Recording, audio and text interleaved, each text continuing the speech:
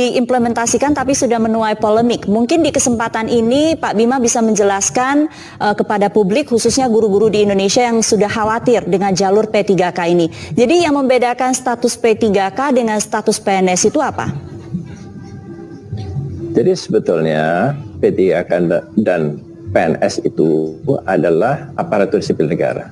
Mereka adalah orang-orang yang bekerja di pemerintahan. Mereka bukan honorer, gitu ya. Kalau honorer ini kan tidak begitu aturan kepegawaiannya. Mereka adalah aparatur sipil negara. Mereka memiliki kedudukan, tugas dan kewajiban yang setara untuk mengerjakan tugas-tugas pelayanan publik.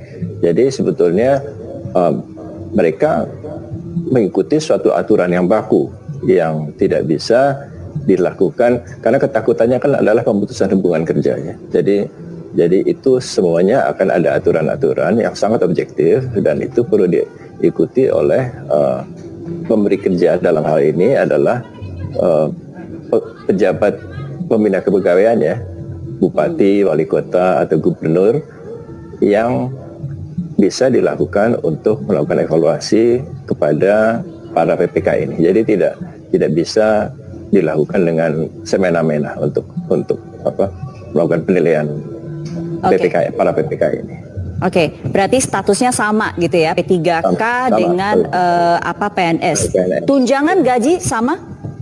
Sama semua. Berdasarkan peraturan Presiden nomor 98 tahun 2020 tentang gaji dan tunjangan PPK, ini mereka diberikan hak yang sama untuk kelas jabatan yang sama dengan PNS. Jadi kalau guru pertama itu gaji dan tunjangannya sama persis dengan guru pertama PNS yang sekarang ini menjadi PNS. Jadi tidak ada perbedaan sama sekali.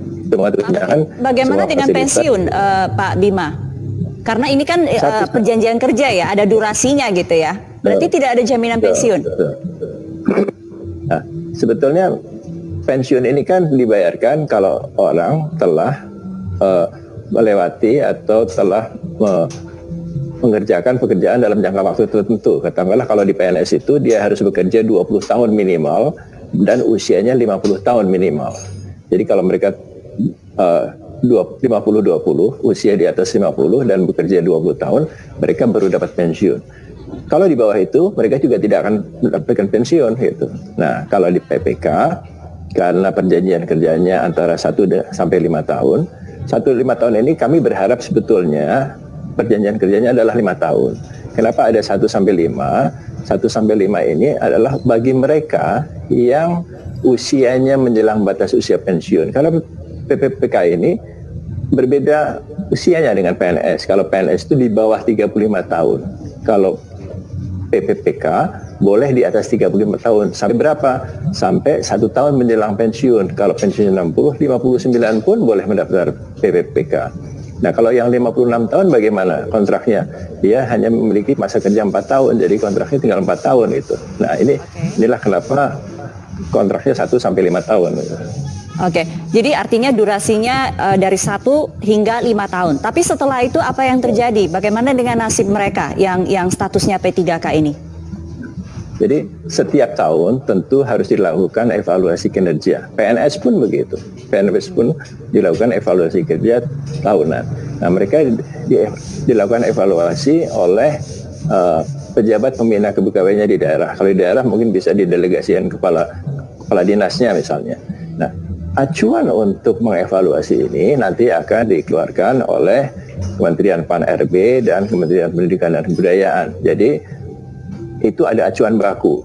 Kalau mereka bisa mengerjakan pekerjaan-pekerjaan dengan kinerja yang tinggi atau mencapai target-target yang diberikan, saya rasa tidak perlu ada ketakutan bahwa mereka akan diberhentikan. Mereka toh telah mencapai target kinerjanya, jadi misalnya habis masa kontraknya, mereka bisa diperpanjang untuk masa kontrak berikutnya sampai batas usia pensiun. Jadi tidak ada pemikiran bahwa kalau mereka bagus mereka akan diberhentikan secara semena-mena, tidak begitu. Akan tetapi kalau mereka kemudian tidak melakukan kinerja dengan baik, boleh kan misalnya kepala dinasnya atau pejabat pembina kepegawaiannya kemudian memberhentikan karena memang tidak berkinerja dengan baik. Di PNS pun begitu. Jadi Jadi saya kira ini sepadan lah. Kalau mereka bekerja, mereka bisa terus. Kalau tidak ya. Baik, Ya, Pak Bima, jadi artinya P3K ini jadi satu-satunya jalur penerimaan bagi guru di 2021 ini, atau masih ada kesempatan yang terbuka untuk bisa melalui jalur CPNS? Jadi untuk tahun 2021 ini konsentrasi untuk guru adalah 1 juta orang PPPK. Nah, 1 juta orang ini jumlah yang besar sekali.